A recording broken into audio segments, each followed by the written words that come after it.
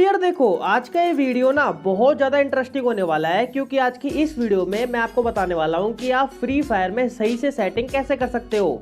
कैसी अपमानजनक बातें कर रहा है लड़का, ये अश्लील है ये लोना। मेरा मतलब है कि ये जो आपकी कंट्रोल सेटिंग है, इसको आपको किस तरीके से क्या क्या रखना है, क्योंकि आपको तो पता ही है कि ये जो हमारे फ्री फायर वाले हैं ये कितने ज्यादा महान और दयावान है। इनको हर अपडेट में कंट्रोल सेटिंग और डायमंड के प्राइस में कुछ ना कुछ ऐड करना ही होता है। और मैं लिख के दे रहा हूँ कि आपको इनमें से 5-6 सेटिंग के बारे में तो बिल्कुल भी नहीं पता होगा और पक्का गलत सेटिंग में खेलते होगे। जिसको ऑन करना चाहिए उसे ऑफ कर देते होगे, जिसको ऑफ करना चाहिए उसे ऑन कर देते होगे।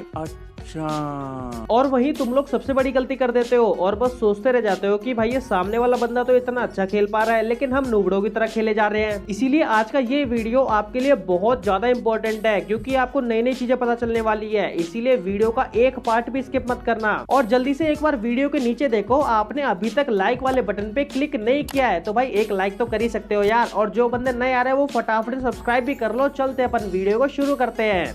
तो मैं आ चुका हूँ सिंपली अपनी कंट्रोल सेटिंग्स में, और यहाँ पे जो सबसे पहला ब्लॉक है ना वो है शूटिंग का। और इसमें हमें 3 ऑप्शन देखने को मिलते हैं। सबसे पहला है एम प्रिसीजन, दूसरा है लेफ्ट फायर बटन और तीसरा है होल्ड फायर टू स्कोप। तो सबसे पहले बात करते हैं कि अगर आप अपने एम प्रिसीजन को डिफॉल्ट पर रखोगे तो क्या होगा। तो अगर आपने इसे डिफॉल्ट पे रखा हुआ है तो इससे आपको बहुत ज्यादा फायदा होने वाला है, क्योंकि जैसे कि मान लो कि आपने अपने एम को अपने एनिमी के थोड़ा सा साइड में रखा हुआ है, तो जैसे आप अपने एक बार अपने फायर बटन पे क्लिक करोगे तो आपका एम ऑटोमेटिकली एनिमी के ऊपर चला जाएगा। और साथ ही में अगर आप अपने एम को एनिमी के थोड़ा सा बगल में रखकर अपने स्कोप को एक बार ऑन ऑफ करोगे तो आपका एम तब भी ऑटोमेटिकली एनिमी के ऊपर आ जाएगा, जो कि आपको दूर वाले एनिमी को मारने में बहुत ज्यादा हेल्प करता है। लेकिन अगर हम इसे प्रिसाइज ऑन स्कोप पे रखकर खेलेंगे तो तब अगर आप अपने स्कोप को ऑन ऑफ करोगे तो आपका ऑटोमेटिकली एम लॉक नहीं होगा। जहां पर आपने अपने स्कोप को ऑन किया होगा एग्जैक्टली वहीं पर आपका स्कोप ऑफ हो जाएगा। और अगर आप इसे फुल कंट्रोल पे कर दोगे तो आपका एम लॉक 0% हो जाएगा। मतलब आप चाहे अपने स्कोप को ओपन करो या फिर ना करो, कुछ फर्क नहीं पड़ेगा, आपका एम लॉक होने ही नहीं वाला। मतलब अगर आप थोड़ा सा भी एनिमी के बगल में एम को रखकर फायर करोगे तो आपकी जो बुलेट है वो थोड़ा सा बगल में ही जाएंगी, बिल्कुल भी एनिमी के ऊपर नहीं आएंगी। उसके बाद जो नेक्स्ट ऑप्शन है वो है लेफ्ट फायर बटन का। तो अगर आपने अपने लेफ्ट फायर बटन को ऑलवेज पे सेट कर दिया है तो हमारी कस्टम एचओडी में लेफ्ट फायर बटन पूरे टाइम दिखेगा। लेकिन अगर आपने इसे शो व्हेन स्कोप्ड पे सेट कर दिया तो ये आपको तभी दिखेगा जब आपने अपने स्कोप को ओपन करा होगा। स्कोप को ऑफ करते ही ये गायब हो जाएगा। तो इस बटन का ज्यादातर 3 फिंगर या फिर 4 फिंगर प्लेयर यूज करते हैं फास्ट ग्लू वॉल लगाने के लिए, तो आप भी इस बटन का यूज कर सकते हो।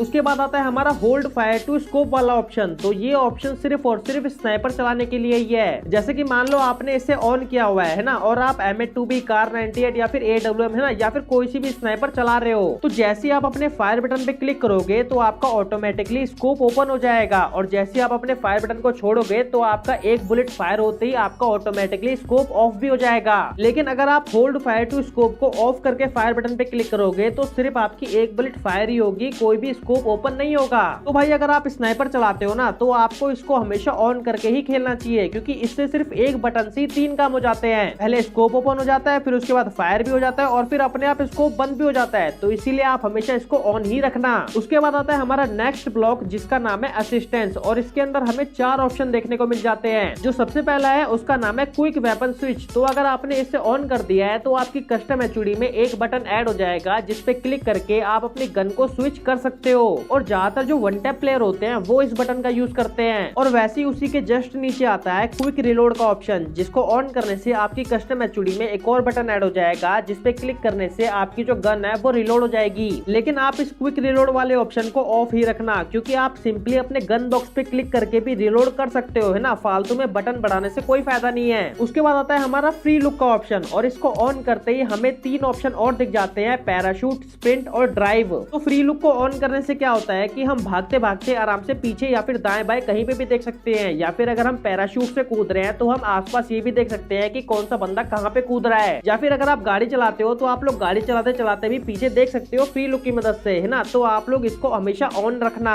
और फ्री लुक के नीचे जो ऑप्शन आता है उसका नाम है ऑटो स्विच गन, है ना। तो ये भी एक काफी बढ़िया ऑप्शन ऑप्शन है इसको आप लोग ऑन कर लेना। तो इसका काम क्या है कि जैसे कि मान लो आपके पास 2 गन है ना, और फाइट करते करते आपकी किसी भी एक गन की गोली पूरी की पूरी तरीके से खत्म हो चुकी है, तो अगर आपने ऑटो स्विच गन को ऑन कर रखा होगा तो ऑटोमेटिकली आपके हाथ में वो गन आ जाएगी जिस गन में गोलियां होंगी। लेकिन ये बात याद रखना कि ऑटोमेटिक गन स्विच तभी होगी जब आपकी एक गन की गोली पूरी की पूरी तरीके से खत्म हो गई होगी। उसके बाद आता है हमारा नेक्स्ट स्लॉट जिसका नाम है थ्रोएबल्स, है ना, और इसके अंदर हमें 2 ऑप्शन देखने को मिलते हैं। सबसे पहला है ग्रेनेड स्लॉट का। तो अगर आपने अपने ग्रेनेड स्लॉट को सिंगल स्लॉट पे कर रखा होगा तो आपकी जितनी भी ग्लू वॉल होंगी या फिर जितने भी आपके ग्रेनेड होंगे वो आपको एक ही बटन में देखने को मिलेंगे। लेकिन अगर आप इसे डबल स्लॉट पे कर दोगे तो आपको ग्लू वॉल के लिए एक अलग बटन मिलेगा और ग्रेनेड के लिए एक अलग बटन मिल जाएगा। और मैं भी इसे डबल स्लॉट पे रखकर ही खेलता हूँ, तो आप भी इसे डबल स्लॉट पर ही रखना। और उसके नीचे आता है ग्लू वॉल स्मार्ट थ्रो का ऑप्शन, है ना। तो ये ऑप्शन मुझे बहुत ज्यादा बेकार भी लगता है और कभी कभी सही भी लगता है। तो इस बटन से क्या होता है कि अगर आप इसे ऑन कर दोगे तो आपकी गेम में जो ग्लू वॉल होती है, अगर आप उस बटन पे क्लिक कर दोगे तो आपकी ग्लू वॉल अपने आप ही लग जाएगी बिना फायर बटन पे क्लिक किए।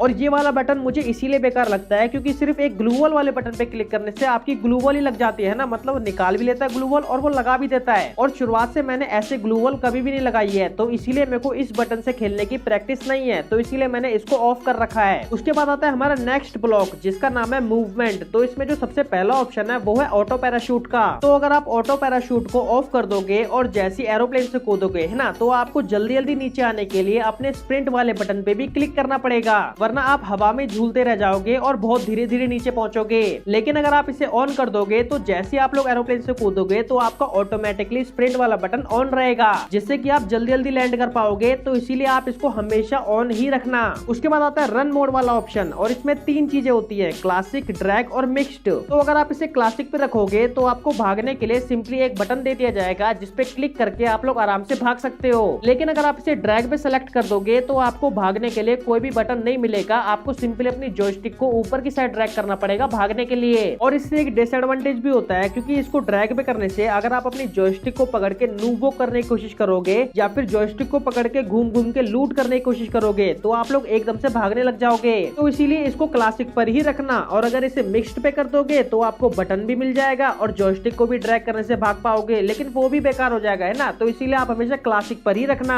उसके बाद आता है व्हीकल कंट्रोल का ऑप्शन, 1 हैंडेड या फिर 2 हैंडेड। तो इसको अगर आप 2 हैंडेड पे रखोगे तो आपको गाड़ी चलाते समय स्क्रीन पर 4 बटन दिखेंगे, 2 होंगे लेफ्ट राइट के और 2 होंगे ब्रेक और एक्सेलरेट करने के। लेकिन अगर इसे 1 हैंडेड पे रखोगे तो आपको कोई भी बटन देखने को नहीं मिलेगा, आपको अपनी गाड़ी चलाने के लिए अपनी जॉयस्टिक से ही सब कुछ कंट्रोल करना पड़ेगा। और जॉयस्टिक से गाड़ी चलाते समय गाड़ी चलती कम है, ठुकती जाता है ना, तो इसीलिए इसको 2 हैंडेड पर ही रखना। उसके बाद आता है हमारा नोटिफिकेशन वाला ऑप्शन जिसमें सबसे पहला है इन गेम टिप्स। तो अगर आप इसे डिफॉल्ट पे रखोगे तो आपका जो सेफ जोन श्रिंक होने का टाइमर होता है वो आपको पूरा का पूरा लंबा लंबा दिखेगा स्क्रीन पे। लेकिन अगर इसे सिंपलीफाइड पे कर दोगे तो जो टाइमर वगैरह होता है वो आपको छोटा सा दिखेगा कोने में। उसके नीचे है एलिमिनेशन नोटिफिकेशन। तो इसको क्लासिक पे रखने से अगर आप किसी को किल करोगे तो वो जो किल करने का जो ऊपर फोटो सी बन के आती है वो थोड़ी सी एनिमेशन के साथ आएगी और थोड़ी सी एनिमेशन के साथ ही जाएगी। लेकिन अगर सिंपलीफाइड पे कर दोगे तो बस वो एक फोटो आएगी और ऐसी चली जाएगी, है ना, कोई भी ट्रांजिशन या फिर एनिमेशन देखने को नहीं मिलेगी। तो अगर आपका लो एंड का फोन होता है तो आप इसे हमेशा सिंपलीफाइड पे ही रखना। इसके बाद आता है हमारा लास्ट ब्लॉक जिसका नाम है विजुअल्स, और इसमें जो सबसे पहला ऑप्शन है वो है डैमेज इंडिकेटर का। तो अगर आप इसे क्लासिक पे रखोगे और अगर बॉडी पे डैमेज दोगे तो आपका जो बॉडी पे डैमेज होगा वो येलो में दिखेगा और जो हेड पे होगा वो रेड में दिखेगा, और जो डैमेज होता है वो थोड़ा ज्यादा देर तक स्क्रीन पे दिखेगा और छोटा छोटा डैमेज दिखेगा। लेकिन अगर इसे न्यू पर कर दोगे तो अगर आप लोग बॉडी शॉट मारोगे तो आपको व्हाइट कलर का दिखेगा डैमेज, है ना, और हेडशॉट मारोगे तो रेड का ही दिखेगा,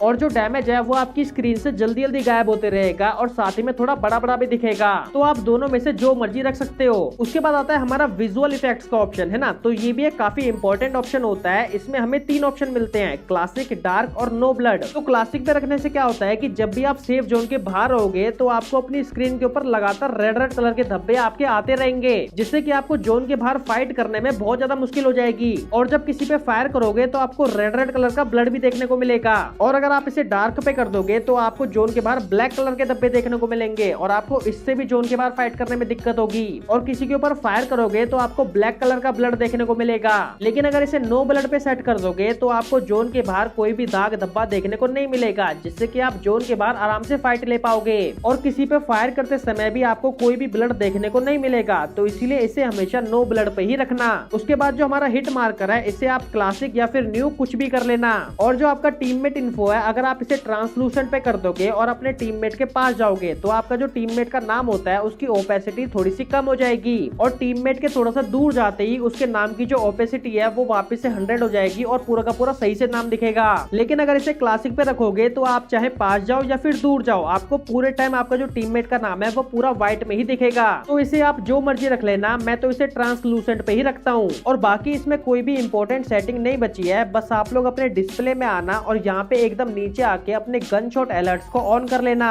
जिससे कि जितने भी एनिमी जहाँ से भी फायर कर रहे होंगे वो आपको अपनी स्क्रीन पे साथ के साथ दिखते रहेंगे एक बुलेट के सिंबल में, है ना। तो आप लोग इसको हमेशा ऑन करके रखना। और भाई सच बता रहा हूँ कि ये जो सभी सेटिंग्स है ना, इनकी एक एक क्लिप लाके सही तरीके से बताने में बहुत मेहनत लगी है ना। मतलब ऐसा मान लो कि यार 25-30 बार गेम में घुस के निकाल के क्लिप लेके आया हूँ। तो इसीलिए अगर आप इस वीडियो को बिना लाइक किए जाओगे तो यार बहुत बुरा लगेगा। और भाई प्लीज यार सब्सक्राइब भी कर दो यार, है ना, प्लीज कर दो, है ना। आपके एक सब्सक्राइब से बहुत अच्छा लगता है। मिलता हूँ मैं आपसे नेक्स्ट वीडियो में, तब तक के लिए बाय बाय।